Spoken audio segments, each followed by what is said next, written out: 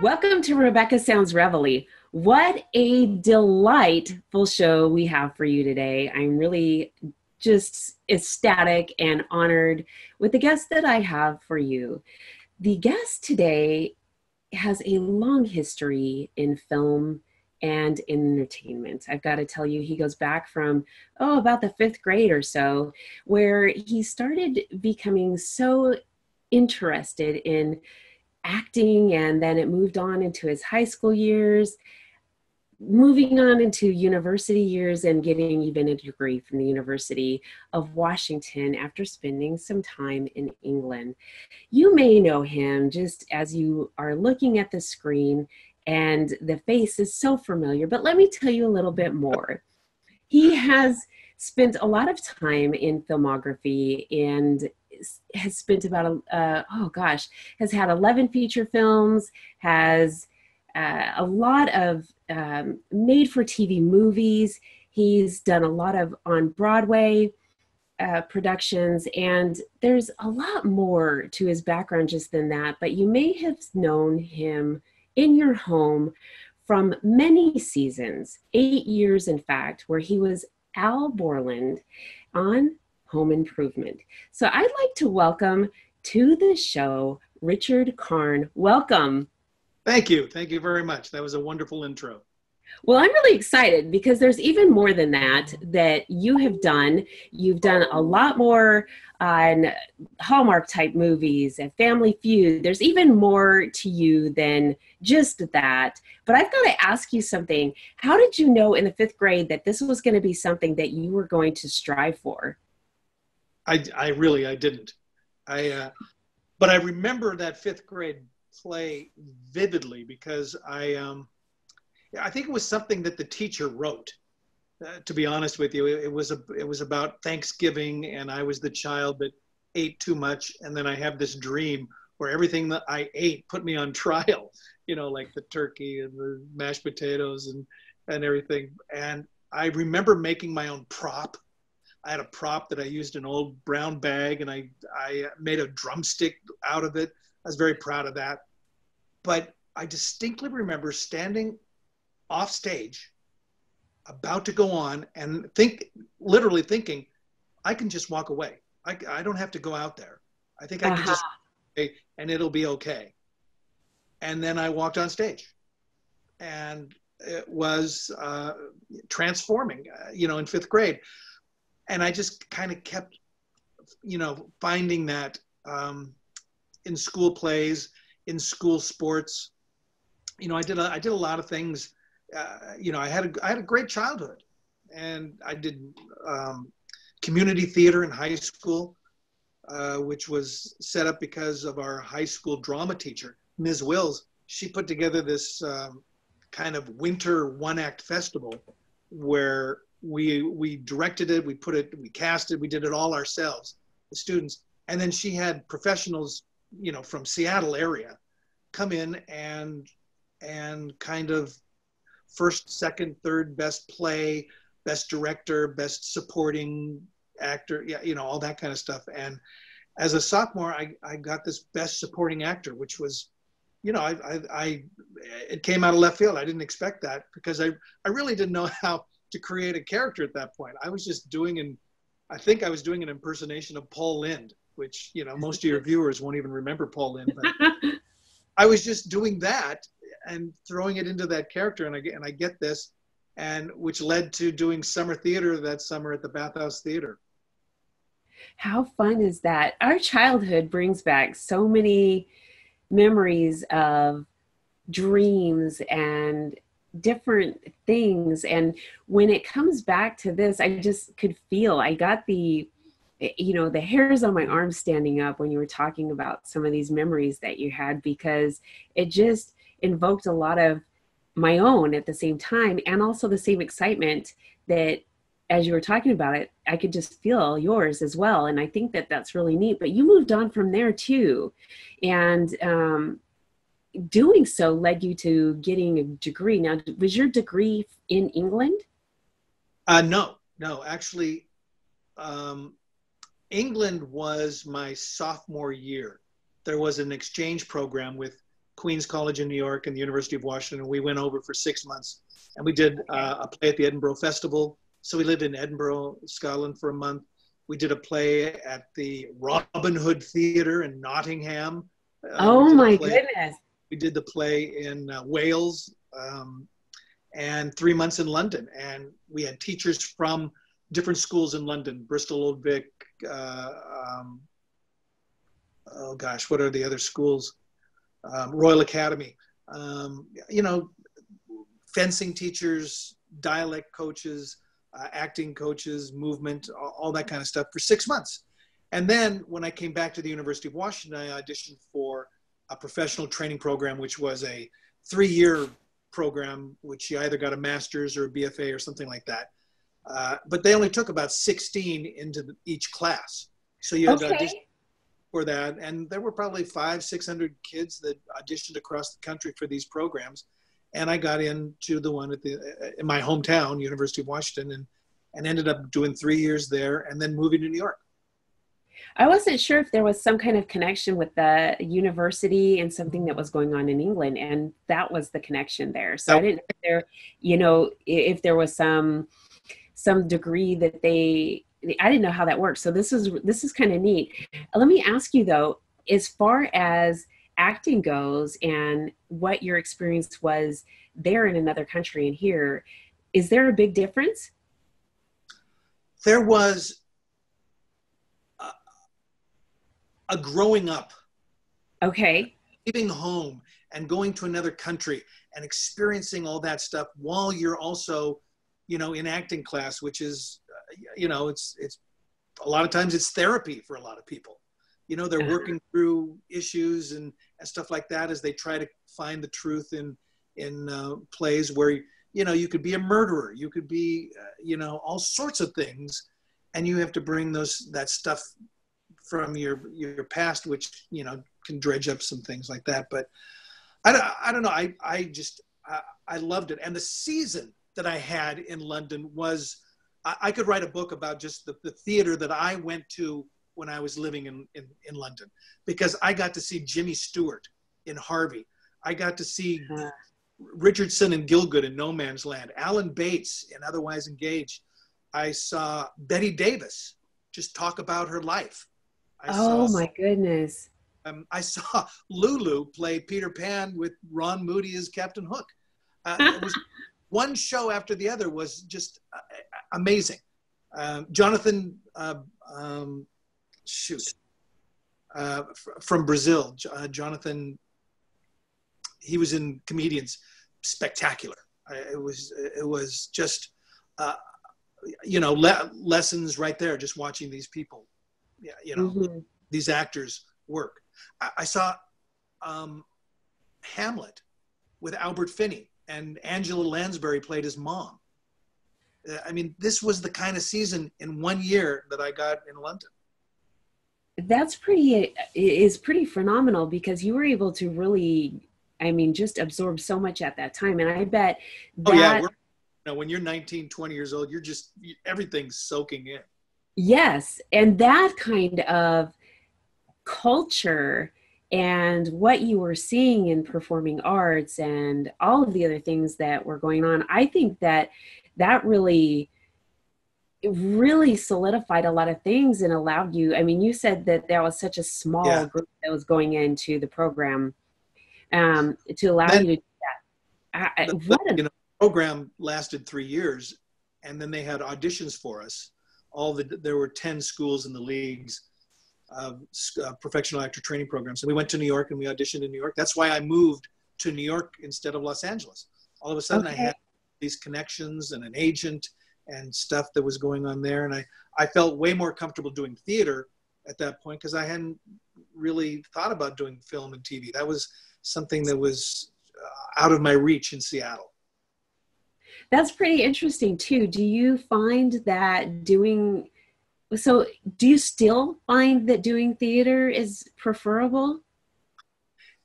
It's very funny, because I just finished doing a play for 3 months in Kansas City. I did a play called Sheer Madness. Loved it. I loved it. And I had done the same play 4 years earlier, and they brought it back because it was so popular. And 4 years later, I'm finding stuff that I didn't find before. And when you do something for 2.5 months, you're finding things here and there. And then I think back when we were doing Home Improvement, and Home Improvement, we did it in 5 days. We would rehearse it. They would rewrite it. If a joke didn't work, they'd rewrite it, or you'd fight for the joke and try and keep it in. But we would do stuff in 5 days, and no way is it going to be as complex and everything as what I was able to do in theater with a much longer gestation period of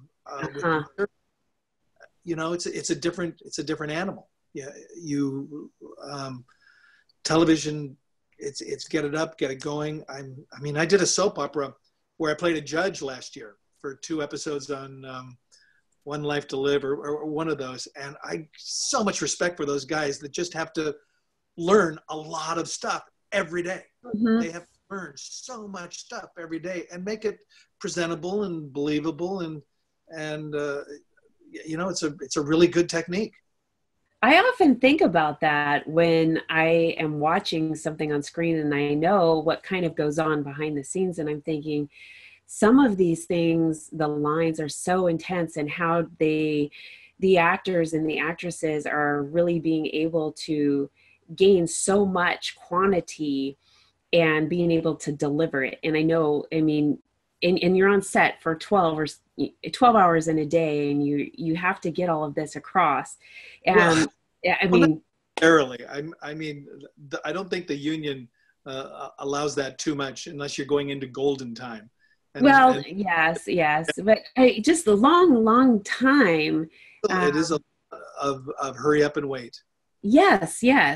So this is pretty neat. And so when it comes to doing a series, in comparison to, say, a movie, what do you find better in terms of being able to work on a daily basis? Well, a lot of times in the movie, you're not going to go in chronological order. You're going to do some scenes that happen later, so you're having to prepare differently in a way, because you're not going to have certain emotional scenes that will build up to another scene. You do it and then you stop, and then you have to do and get into that same frame the next day or so. I did a series this last year for Hulu, which has premiered in February, called Pen 15, and it didn't have the feel of doing a regular series. It was more like a bunch of little independent movies. Okay. Because not the whole cast wasn't there all the time.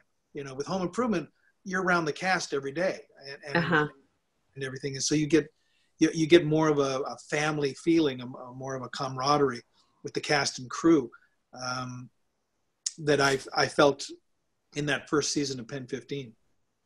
Well, let me ask you too, with that being said, and so much advancement in technology and the way that film is going.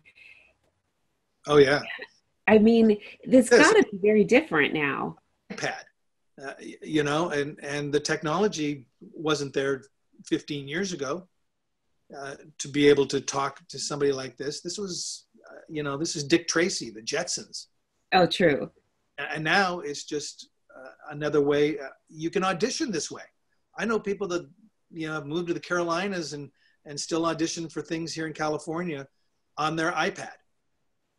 That's pretty interesting. It's a different world. And so with that, I do want to share with the audience that you can do anything that you want to do. So if you do want to get into film, and like what Richard is saying, that you can do an audition from, like he said, the Carolinas. Yeah. The opportunities are as limited as you make them, and you just got to be creative and think outside the box, and the technology is here to make you do things. You get in trouble though too. It's a double-edged sword. You can put something out there that isn't really great. Okay, that's very true too.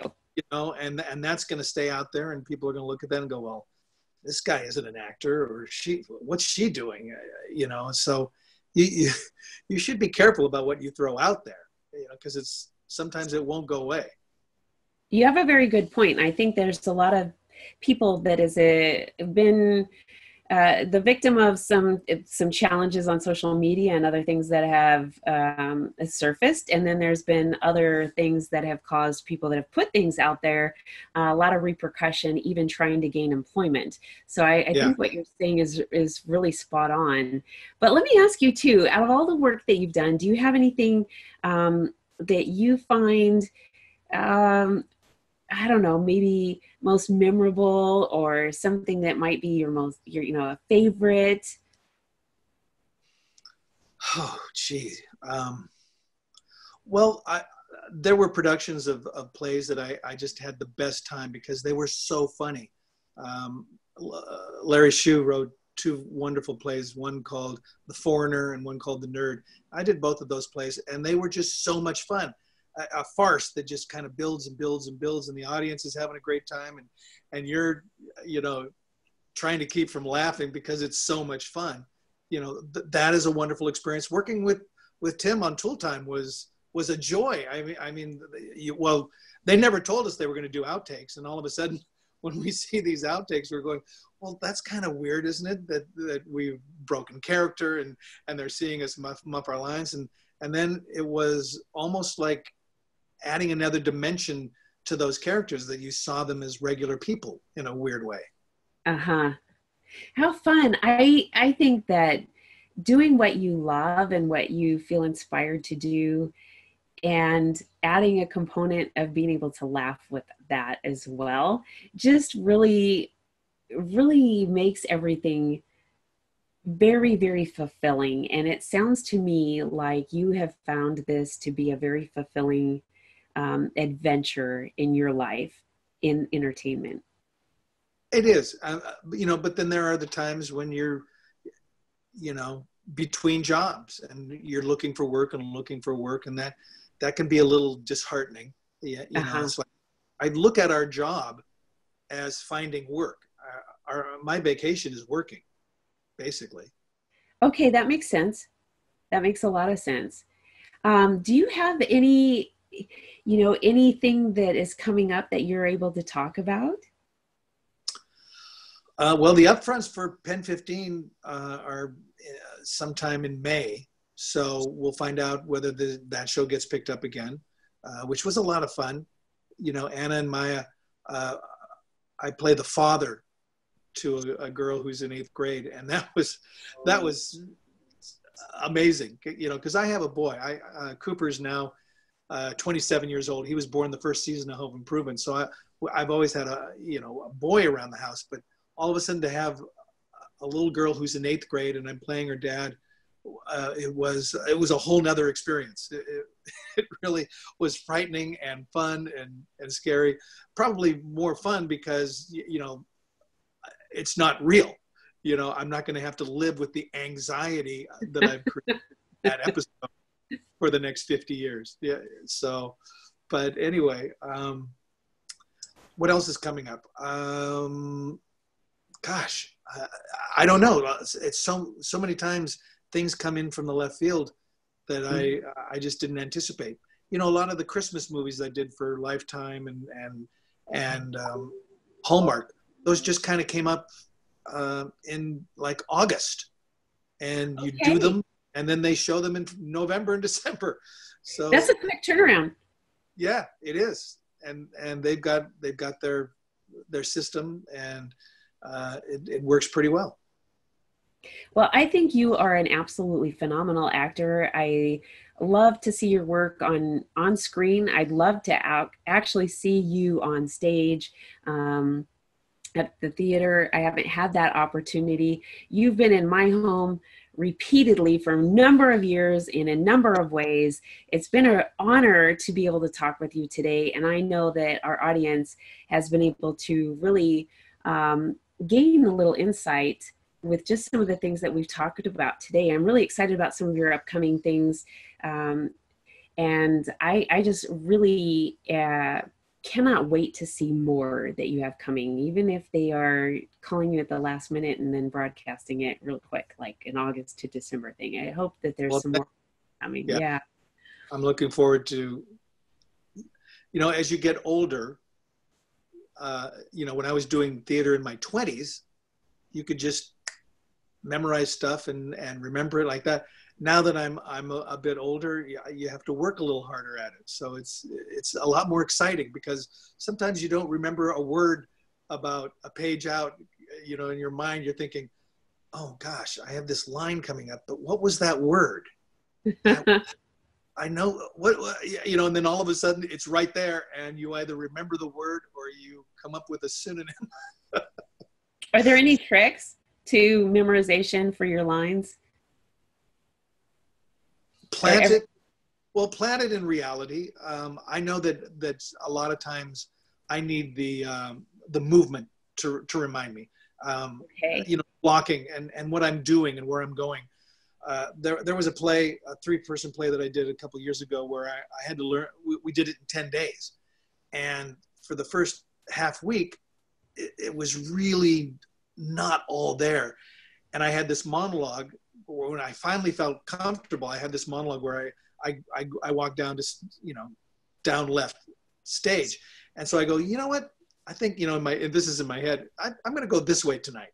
And so I turn to go that way, and I go, nope, that line isn't over there. It's over there. So I went over there, and presto, the line came back. Oh, that's so funny. So yeah, we do make connections in different ways. And I like how you put that, because sometimes, I don't know, that is just a really good way to do that. Make a connection of getting in and doing it instead of just trying to sit. Do it in a different way, but it's all about finding the truth in whatever you're saying. Good point. Very good point. Oh, I love it. Gosh, this has been really insightful. I'm really glad to have had the opportunity to have you on the show today. Anything that you want to share with the viewers that they may be able to connect with you? I'm not sure if you're a social media person, but what can they do to connect with you? On social media, but I'm not an influencer, I don't think. So I just kind of, I keep in touch with friends that way, and I throw out little things every once in a while and say, I'm doing this, or, oh, look, Facebook is famous for showing something that happened 4 years ago, and you go, oh God, that's 4 years ago? Mm-hmm. They throw it back up there and go, hey, I did that 4 years ago. Can you believe it? That kind of stuff. It does go by fast. I will say that when some of those memories pop up, I can't believe the time. Yeah, it's kind of the time capsule way back when. I know when I was in 5th grade, they wanted us to plant those things in the, dig up and bury and plant them in the schoolyard or something. 20 years from now, you can come back and dig it up. Well, we don't have to do that anymore, because Facebook's going to just send it on over to you. So you've got a good point there. But how about websites or anything where somebody can follow you and see kind of the things that you have coming up, or anything like that? I guess I'm at The Real Richard Karn on Twitter. Excellent. I think I'm Richard Karn. I don't know. I honestly, I'm still trying. It works. I love that. I really love the genuineness of what you're saying, because you just do what you do, and that is what's most important to you. And I think that that's really what it's all about. And what more can you say about that? So thank you so much for being on the show today. This is really exciting. I really am impressed with that, what you just said. I just don't know. I really like that. I like the fact that you're just doing what you do, doing what you love, and that's really refreshing. We're fortunate to do that, and I appreciate it. And I love the people that come up to me, because I was in their house when they were growing up, and now it's not about me. It's about them having those memories of watching the show with their family. really. I mean, we were like one of the last golden age in the 90s where people sat around a television, didn't record it first necessarily. Well, that is really true, because I know that when I talk to my parents and they remember certain television shows, or even just listening to radio, a show that came across and broadcast on radio. But you are right. Oftentimes there's just not something, or something that's running a long period of time to really bridge that memory for certain childhoods. And you are definitely one of mine, I can tell you. And then being able to follow you because of that on other things. I mean, just a household face and a connection. It's almost like you being part of the family when that happens. And so that is, it's really neat that is something that you also recognize too. And many people don't. They take for granted that some of the shows that come into the house, it's just a show or it's just this, but that is part of you. That's part of your childhood. If that was on your home every night for coming in, that is part of you. And I mean, and you'll even exhibit certain behaviors, like somebody, looking over the fence. I mean, and making jokes about certain things, and they come back from your show, or somebody will, make a joke, tool time. There's just things that come to mind, little things that might come up, or just different things. And I think that that's important because we need to recognize that some of the things that are ingrained from us came from you. So it's pretty exciting. Well, thank you. Oh, you're welcome. And thank you so much for being with me today. Again, I'm really honored because you've been part of my family's life for many, many years. And I finally have an opportunity to not only meet you and learn about you, but it gives the audience that is here to learn more about you some insight into your life and how pure you are. I just absolutely love it. So again, thank you. All right. Well, you all take care. And I want to thank all of you for tuning in today for another episode of Rebecca Sounds Reveille. Stay tuned and make sure that you share this show with your friends, your family, and everyone that you know on social media, and even those you don't.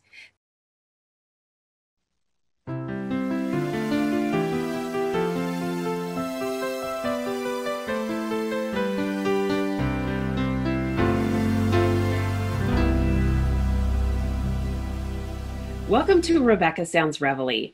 I am absolutely ecstatic because I have not one guest today, but two that are going to be something so different and so unique that they're going to share a lot about the things that they're doing in, the world of entertainment.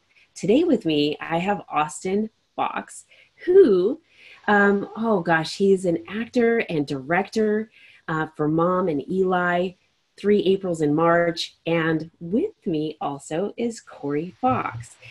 And he's an actor, producer.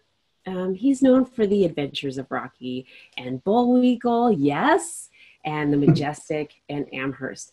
But there's so much more to these two. You would never really put it together unless you saw them together yourself. And here they are, father and son, both in entertainment, doing what they do best, directing, producing, and being very involved in entertainment. So with me, and will you know who is who?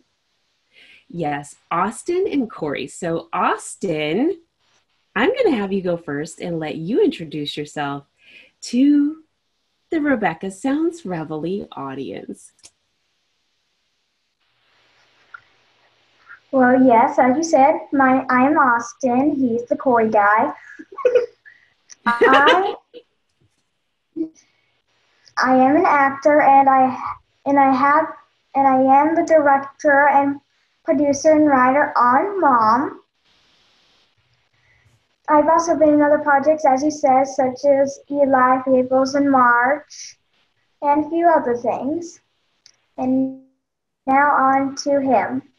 Hi, I'm Cory Foxx. Yes. As you can tell, I'm his older brother. Some people mistaken me as his father. I'm sorry. We can just go with older brother. No, I am his father. I'm just messing with you. Well, I'm going to tell you that's pretty good, because I thought I was wrong, and I thought I knew you guys pretty well, and I'm thinking, oh my goodness, how did I miss this? Because I thought I really knew you. So okay, there we go. No, I'm his father. I'll be 50 this year, so on the young side. But yeah, again, I'm an actor and producer. I actually got started doing this back in 1998, 1999. I actually went to California, moved out there because I wanted to be an actor. Found out that I was a little bit better behind the camera than in front of the camera, so I started producing. We started a film production company called Lifeline Entertainment out there, and oh wow, we made 5 feature films, a couple of horror films, some dramas, a really cool documentary called Almost Beautiful. We followed around a golf rock band for about 6 months, went out to Puerto Rico with them, and that was all fun to put together, especially when they flew back in a hurricane, which is cool. And then, let's see, I had a few kids. I have 4, 3 boys, Tyler, Austin, and Travis, and I have a daughter named Shelby, which she's grown up and married and out of my hair. Thank you. I mean, it's all good. Oh, and he's laughing too. True. This is so beautiful. You guys make such a good team with what you have going on. And let me ask you, Austin, how did you kind of find your niche here and find that this is what you were wanting to do? Well, when I was little, I did a little bit of modeling when I was just a little bitty baby. And then when I was about 10, I had been interested in TV, so I asked my dad. I knew he was a director in California, and I asked him, I want to be an actor, Daddy. And so what did I say? He said, you have to take classes. You have to learn. You have to take classes. So he signed me up for acting school called Barbizon, and I studied there for about half a year. And eventually they held this little competition. I got 2nd place in my division, and I got callbacks from about 38 agents. Wow. 32. And it was a lot. And after reviewing, talking to some of them, I eventually signed my current agent, Don and George Landrum. Yeah, pretty much it. And then he gets a big part in a big movie. Are you allowed to elaborate a little bit more? Sure. Yes, because I mean, I know that there's parameters on this, but if you can talk about your big part, I want to hear it. Well, I can't say too much, but I'll say what I can. I'm wondering what it's about with the necessary experience on it. Go with it. All right. All right. So, necessarily, it's about this boy who has an autoimmune disorder, and after going to a house to get some treatment, he finds out that the house isn't really what it seems. That's what I can say about that. But it was really a great project to work on. It was an experience that a lot of new actors don't really get to see until later in their career. It was a real hard step into what the entertainment industry can be. I had a lot of fun doing it. What was your role? It was a ghost. Yeah, he played Perry, one of the ghosts. Really? Yes. Okay, that gave me chills when you said that. It did. Yeah. Mm-hmm. Tell me the experience about like the when you got there. What was the first thing they fed us when we got there? Do you remember? I do not remember. Oysters on the half shell, roasted, grilled oysters with lamb. So that's it. Yeah, that's what Paramount does for their projects. Of course, the first thing he talks about is the food. Yes.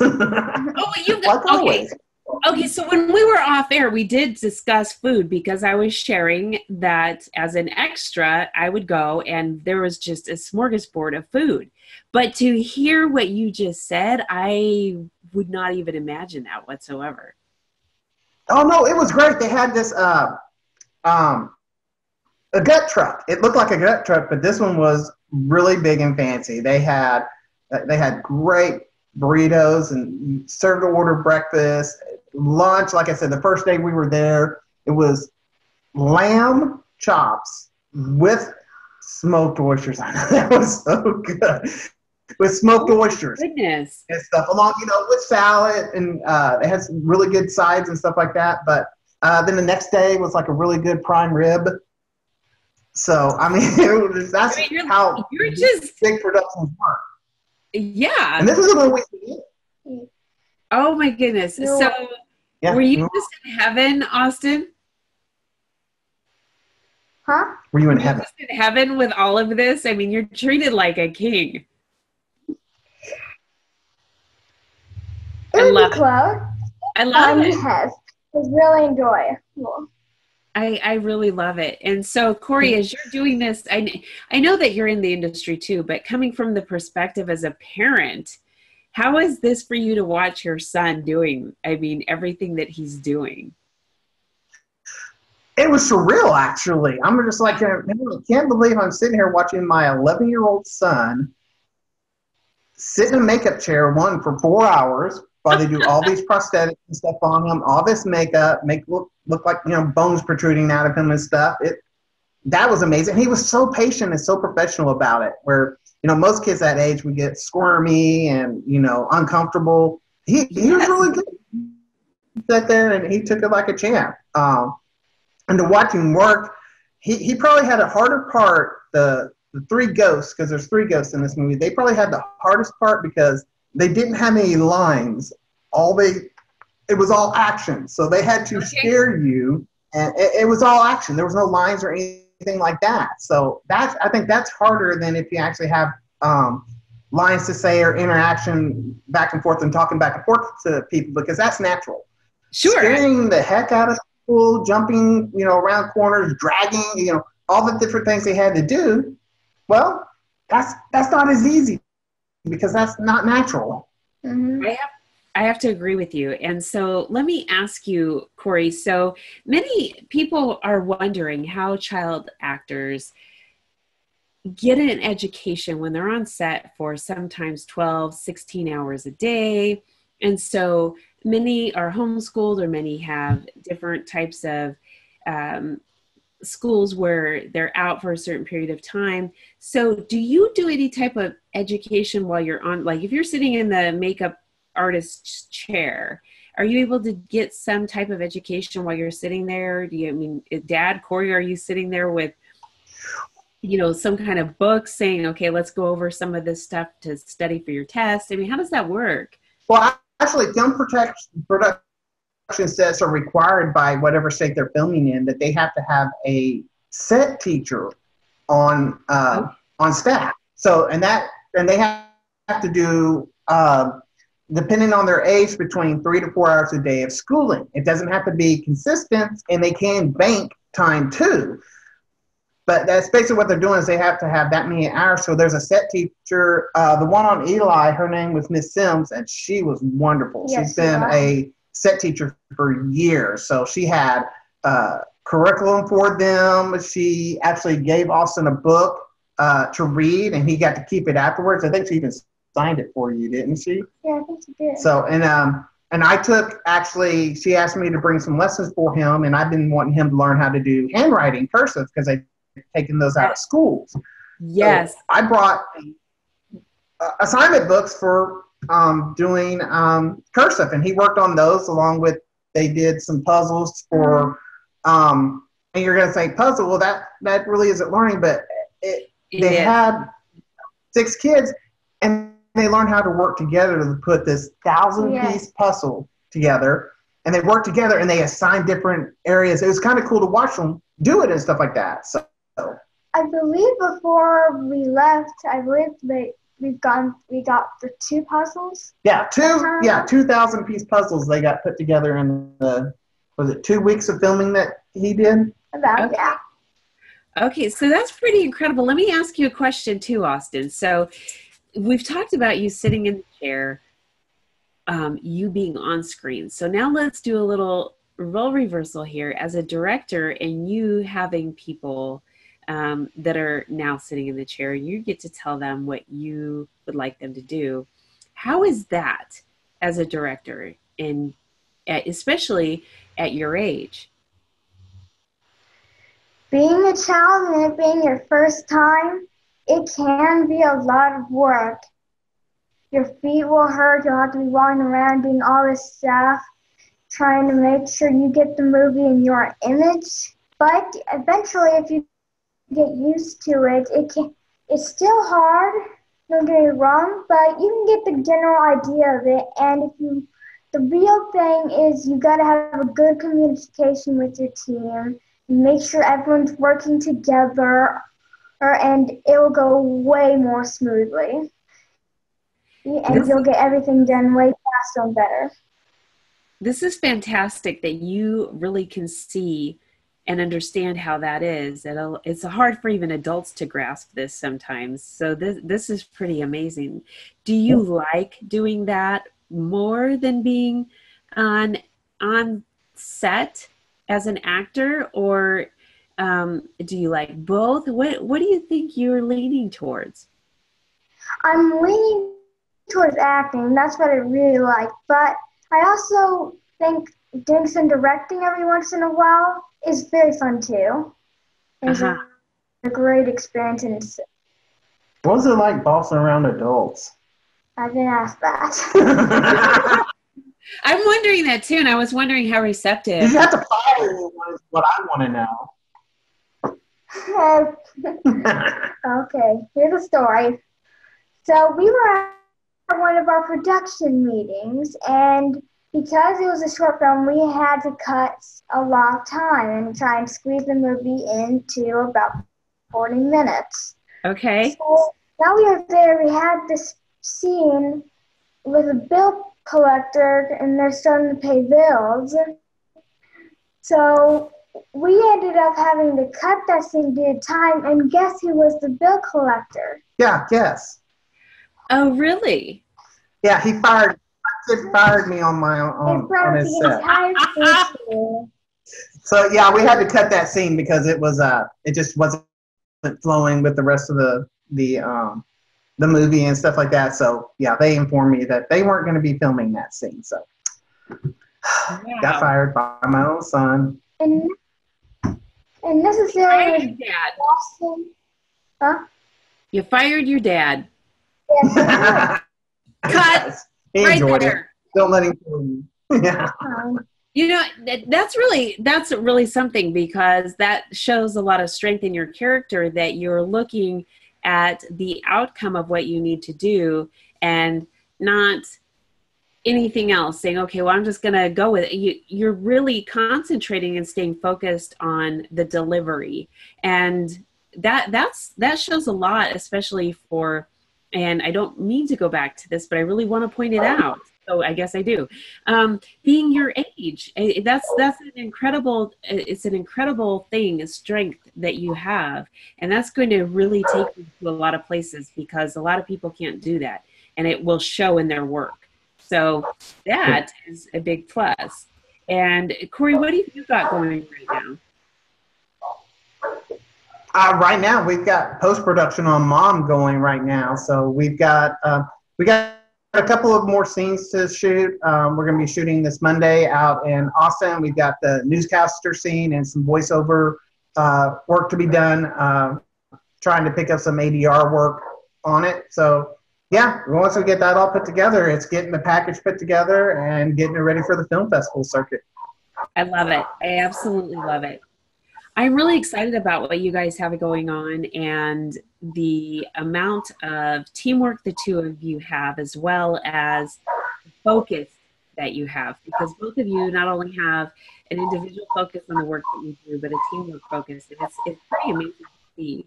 Do you have anything that's going to be coming really soon for the audience to stay tuned for? Don't you have that Lovesick short film that's going to be coming out pretty soon? Yes, that is going to come out soon, if they have not already released it. I think May the 5th is when that's coming out. Yeah. Okay. And also, Eli is planned to come out on Netflix this year, as we have heard. So you can be watching out for that. Oh, I have something. Assassination 33 AD. That will be coming out here later on this year too. So that's a pretty cool movie. Oh, this is really exciting. I'm excited for the things that you guys have going. I know that not only what you have going on this year is going to really be very advantageous for you, but I think it's going to launch you both into things that are beyond imagination. And so I want to ask you both from an individual perspective, tell me and share with the audience something maybe a little bit that might give them some inspiration that will help them do something maybe that they thought they couldn't in their own life. Well, take it from me. No, even if you're young and still a child, you can still make some great things in the world. There have been many children that have done things and got themselves out there and helped the world, and made people that have pushed for their goals, no matter how people looked at them or tried to stop them. They did what they wanted to do. And that's what I say. Don't let people try and persuade you on what to do. You do what you love to do. Yeah, I agree with that. I think that Nike has had one of the best slogans ever, and that's just do it. Don't be afraid. Take that step. I love it. And fire your father. Yes. No, I think what you're saying is right. You really have to do what you want to do. Don't let people weigh you down. Stay focused. Go for it. You need to just do it because we only live once. So I want to thank both of you so much for taking time to be with me today, to be with the audience, to share. Can I say one more thing real quick? Yes, absolutely. I'm sorry. I just water trigger over here. We actually do have a GoFundMe account that we're doing to help raise the funds to finish the Mom project with all the post-production on there. And you can go to Austin Foxx, and that's Fox of 2X's.com, and get all that information. And there's some really great behind-the-scenes photos and of the production and stuff like that on there as well. Yes. Excellent. I'm really glad that you brought that up because I think it's important for the viewers to also get involved because they are now connecting with you and they're going to be able to move forward with a lot of the things that you've got going on. And Austin, people are going to be able to follow you for a long time because you are a committed young man that is growing in this industry. And with what you're doing right now, there's an unlimited potential in entertainment. And I can see that you've got a long, wonderful road in this industry. So I am really excited to follow you. And I know, Corey, you've got to be beyond surreal and proud. And with what you're doing, it's going to be something that we're going to want to follow for you as well. So thank you both so much for being with me today. Oh, thank you for having us. We appreciate it. Thank you. Most definitely. And I want to thank all of you for watching and tuning in today. Please make sure to take a moment not only to do one, but two things. Go to austinfox with 2x's.com and contribute to the GoFundMe page so that you can get involved with the post-production process and you can get in with some extra behind the scene things that maybe aren't out there. You can get involved with that and then you can see what happens after everything is all done and on screen. Really exciting. And not only that, we ask that you share the show with all of your friends, your family, your loved ones, and even the people that you don't know all over social media. Again, go to austinfox.com and we ask that you tune in again for the next episode next week.